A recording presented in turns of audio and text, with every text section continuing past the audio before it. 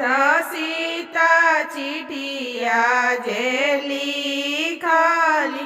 दिहली राम जी के हाथ दिहली में राम जी के हाथ ए जी हरदी के हाथ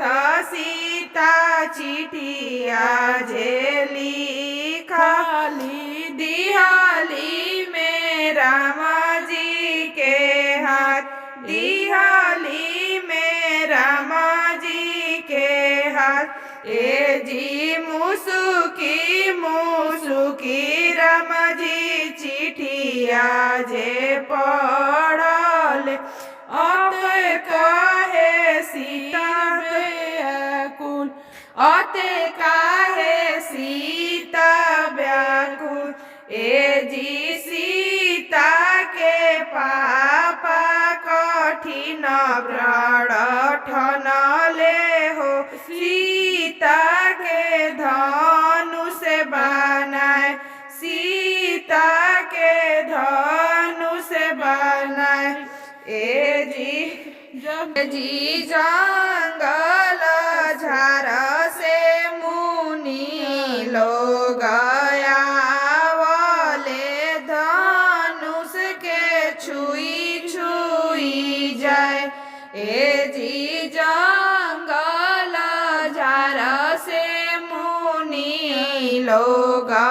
आवाल धनुष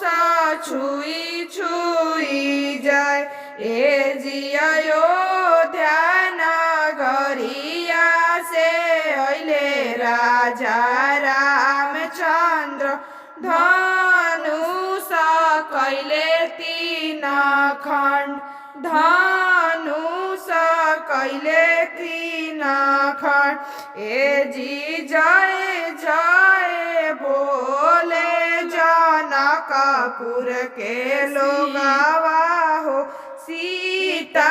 विवाह श्री राम सीता विवाह श्री राम ए जी जय जय बोले जनकपुर के लोगवा हो सीता बियाहे श्री राम सीता बियाहे श्री राम।